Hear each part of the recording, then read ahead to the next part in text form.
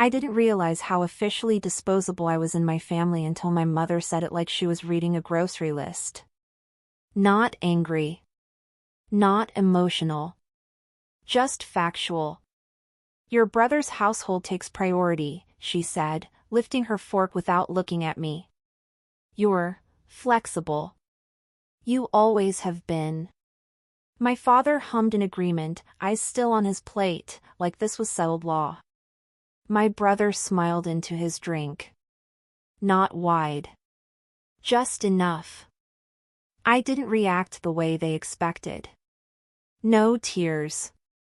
No raised voice. I nodded once and said, "That explains a lot." Because in that moment, something didn't break. It released. Please subscribe to the channel and hit the bell icon so you never miss a moment like this. Your like and share can carry this story to someone who needs hope, healing, or strength today. Red Heart. My name is Alara, and for most of my life, I learned where I stood without ever being formally told. No rules. No lectures. Just patterns. I grew up outside Fort Collins, in a house that looked calm and balanced from the street. White siding. Neat hedges. Framed photos that told a very specific story. If you didn't live there, you'd think everything was fair. But inside, attention moved like a spotlight. It always landed on my older brother Jonah first. If Jonah was tired, plans shifted. If Jonah needed help, wallets opened. If Jonah failed, excuses appeared fully formed. When I struggled, it was framed differently. "You're resilient," my mother would say. "You don't need hand-holding," my father added. It sounded like praise until I realized what it replaced. Support. I wasn't ignored. That's the tricky part. I was counted on, to need less, to adapt, to absorb disappointment quietly. I became the family's proof that everything was fine. After all, if Alara could manage, then the system worked. I noticed it in the details. My birthdays were combined with holidays to keep things simple. Jonah's were events. When money was tight, my extracurriculars disappeared. Jonah's stayed essential. When I graduated high school, my parents helped him upgrade his car. I took pictures. I paid for my associate degree working evenings at a logistics firm. No one asked how I was managing. When I transferred to a university later, I was congratulated for being low maintenance. That label followed me everywhere. Years later, when I moved to Portland for a compliance analyst job, the pattern didn't fade, it stretched. Phone calls were brief check-ins that pivoted quickly. "How's work?" "Busy." "That's good." "Your brother's dealing with something stressful right now." I learned to listen without offering anything back. I learned to nod over the phone. I learned to compartmentalize my own life. By the time of that dinner, the one where my mother ranked us openly, I already knew the hierarchy. What shocked me was how comfortable they were saying it. Like I'd signed off on it. After that night, nothing changed outwardly. No apology texts. No follow-up conversations. No discomfort. And that was when it hit me, they didn't think they'd done anything wrong. The requests resumed almost immediately. A message from my mother. "Quick favor, can you put Jonah on your health insurance for a bit? His lapsed during the transition. Just temporary." Another from Jonah himself. "Hey, HR paperwork is a nightmare. They said yours has a family add-on.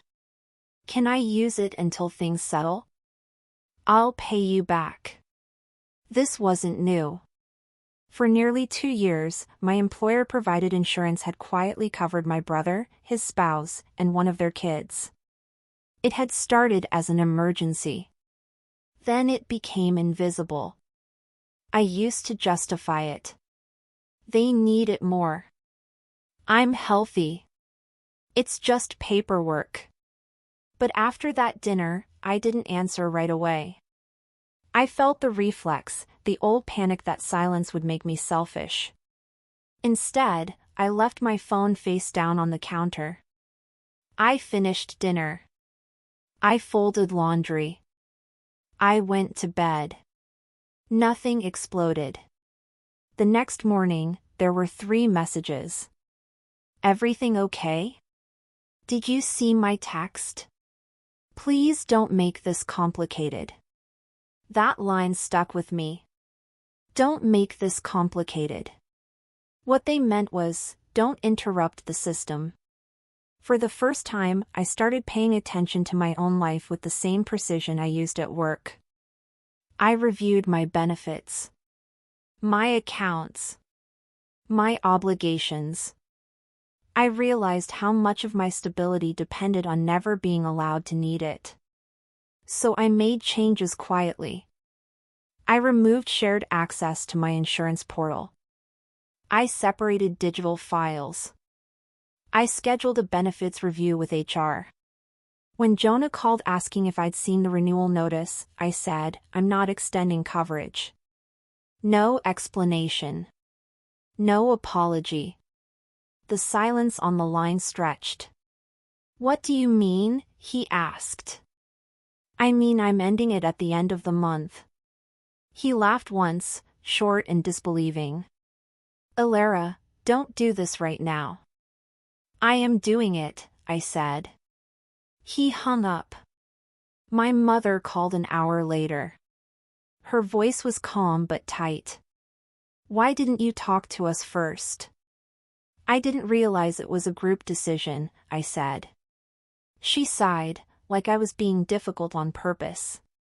You know your brother's under pressure. I did know. What I was finally understanding was that knowing didn't equal responsibility. That was the shift. Not anger. Not revenge. Clarity. 2 weeks later, the real test came. My mother called in the middle of a Tuesday afternoon. I could hear it in her breathing before she spoke. We need to see you, she said. Soon. No details. No context. I flew back that weekend. The house felt different. Heavier.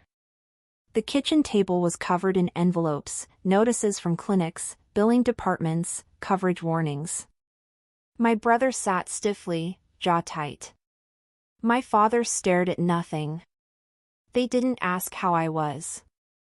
My mother spoke quickly, rehearsed. There had been an incident. A gap in coverage. A procedure that hadn't been approved. Bills stacking faster than they could negotiate. She kept saying temporary like it was a prayer. Then my father said it. You're still insured, he said. You're stable. You don't have dependents. You can fix this. Fix this. They didn't say how. They didn't need to. Jonah finally looked at me. Relief flashed across his face before guilt could catch up. I didn't answer them right away. Not because I was unsure, but because for the first time, I wasn't rushing to cushion their panic. I asked for time. I need to understand everything, I said, standing in the doorway of my childhood home. All of it. They nodded. They assumed time meant calculation. They didn't realize it meant choice. That night, I slept in the same room I'd grown up in, staring at the ceiling fan spinning shadows across the walls. I thought about every time I'd been praised for being easy. Every time my flexibility had saved someone else from discomfort. Every time I'd absorbed risk quietly so others could breathe easier. By morning, I knew one thing clearly. If I stepped in again, it wouldn't be as a silent fix. The first call I made wasn't to my family. It was to HR. I confirmed the exact termination date of my brother's coverage. No extensions. No appeals. The policy was clear. Then I scheduled a consultation with a benefits compliance attorney, not because I wanted to threaten anyone, but because I wanted to understand my exposure. What I learned chilled me. If anything else went wrong under my name, fraudulent usage, misrepresentation, coverage warnings. My brother sat stiffly, jaw tight. My father stared at nothing. They didn't ask how I was. My mother spoke quickly, rehearsed. There had been an incident. A gap in coverage. A procedure that hadn't been approved. Bills stacking faster than they could negotiate. She kept saying temporary like it was a prayer. Then my father said it. "You're still insured," he said. "You're stable. You don't have dependents. You can fix this. Fix this."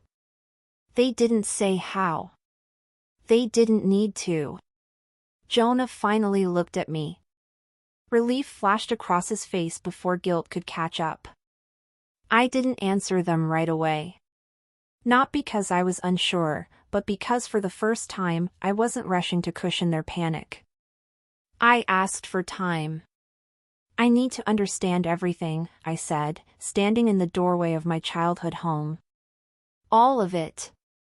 They nodded. They assumed time meant calculation. They didn't realize it meant choice.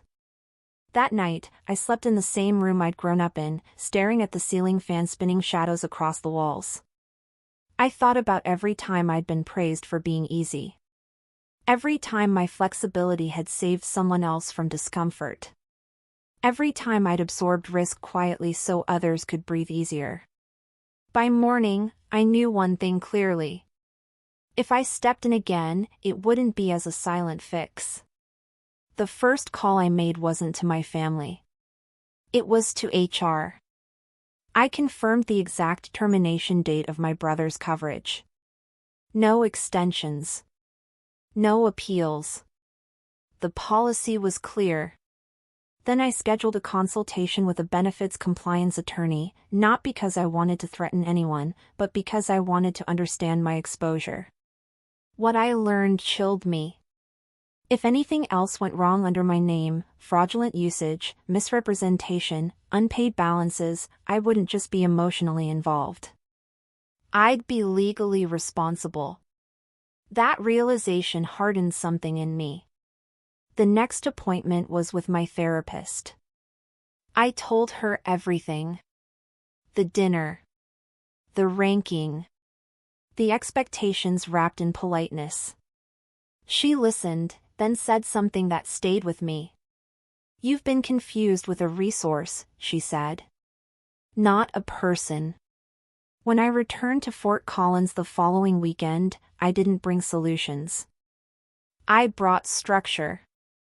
The confrontation didn't happen at the kitchen table this time. It happened in a conference room at a local mediation office. Neutral walls. Neutral chairs. No family photos to soften the tension. My parents sat together on one side. Jonah sat beside them, arms crossed. I took the chair opposite them, my bag at my feet. No one spoke at first. My mother finally broke the silence. "This feels extreme." "Does it?" I asked calmly. "Because this situation already is." My father cleared his throat and started explaining, again, about the lapse, the procedures, the amounts. This time, I let him finish. Then I asked for the numbers. They hesitated. I waited. Finally, Jonah said it. The total outstanding bills, $48,700. Not rounded down. Not softened. I nodded. "And how much of that were you expecting me to absorb?" No one answered. "That's what I thought," I said. I opened my folder and slid documents across the table. Not checks. Terms. My mother reached for them first. Her eyes moved quickly as she read. Her mouth tightened as she read. "This isn't help," she said. "This is control." "No," I replied. "This is clarity." What I offered wasn't money, not directly. I offered conditional coverage assistance through a third-party health advocate for 6 months. No personal insurance use. No shared liability. No informal extensions. In return, there were requirements. Every bill routed through the advocate. No new medical commitments without pre-approval. Written acknowledgement that my policy would never again be used, temporarily or otherwise. And mandatory family counseling sessions twice a month. Jonah scoffed.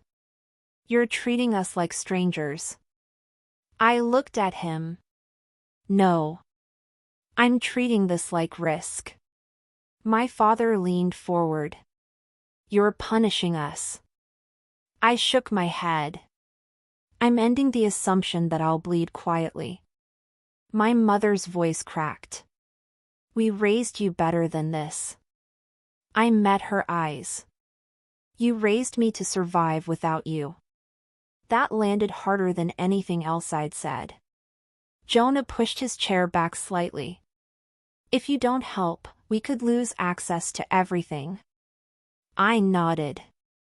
"And if I help the way you want, I lose the stability I worked for." Silence settled again, thick, uncomfortable. Then my father asked the question they'd been avoiding. "Why now?" I answered honestly. "Because you finally said it out loud," I said. "That I come last. I just decided to stop living like it." My mother's eyes filled. "We didn't mean it that way." "You did," I replied softly. "And you relied on it." The mediator, who had been quiet until then, cleared his throat. "You'll need time to review these terms." "You have 48 hours, I said, standing. "After that, I withdraw the offer." Jonah stood too. "You're really doing this."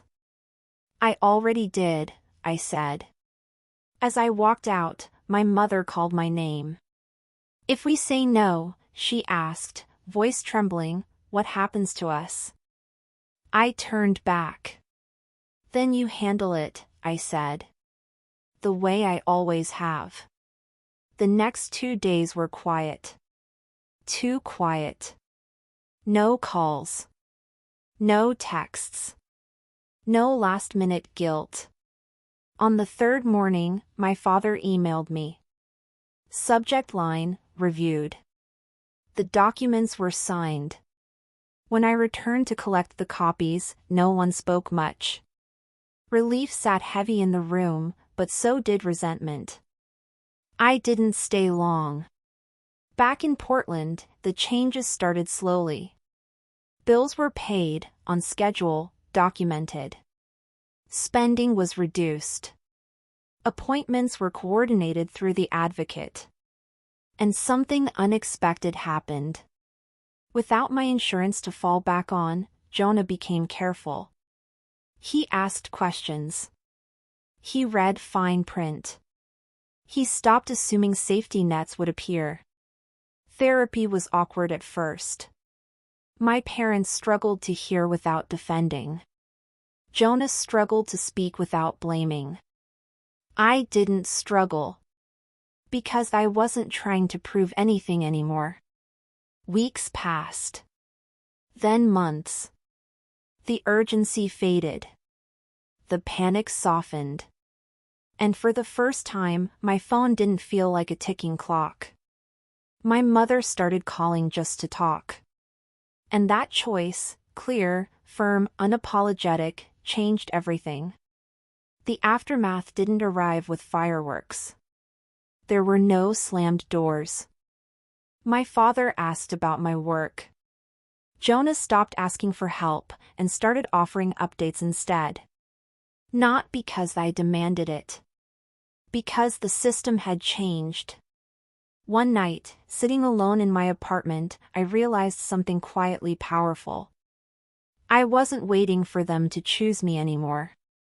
I had already chosen myself. No dramatic ultimatums. No tearful speeches about forgiveness. Instead, change crept in slowly. The way real accountability always does. At first, it showed up on paper.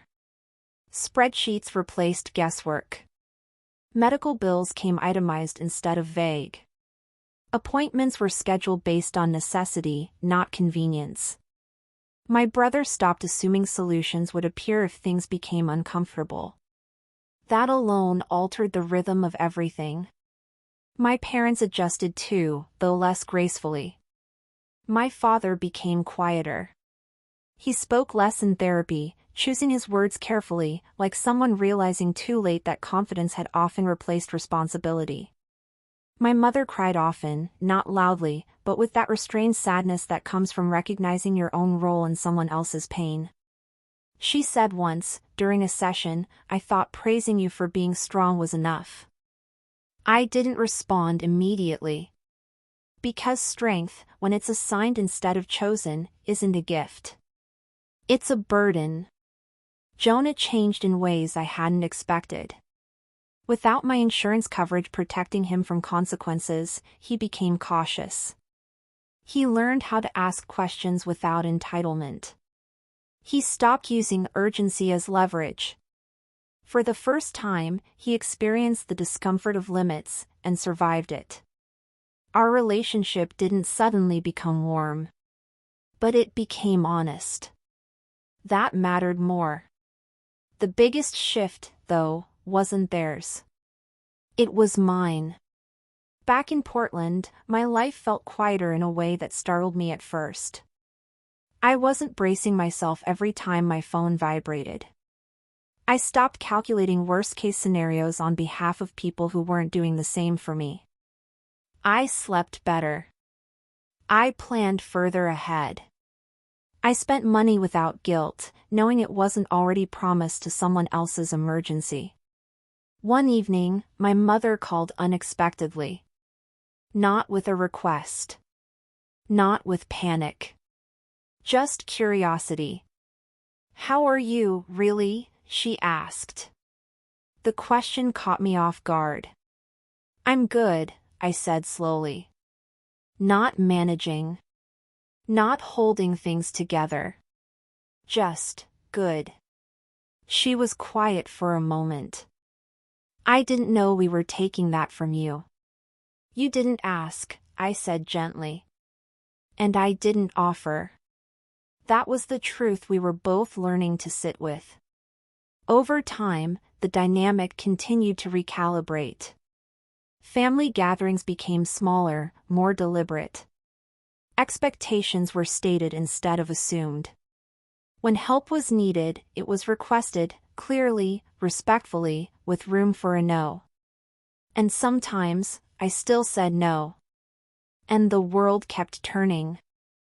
I didn't burn bridges. I reinforced them. And the ones that couldn't hold without me carrying all the weight?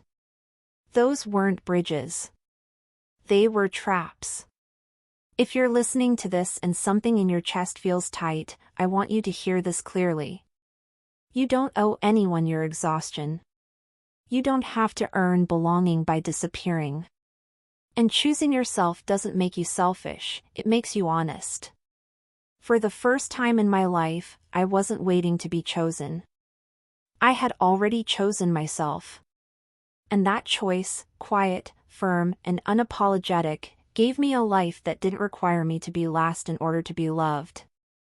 If this story resonated with you, or if you've ever realized you were carrying more than your share just to keep the peace, please like this video, it truly helps support the channel. I'd love to hear your thoughts.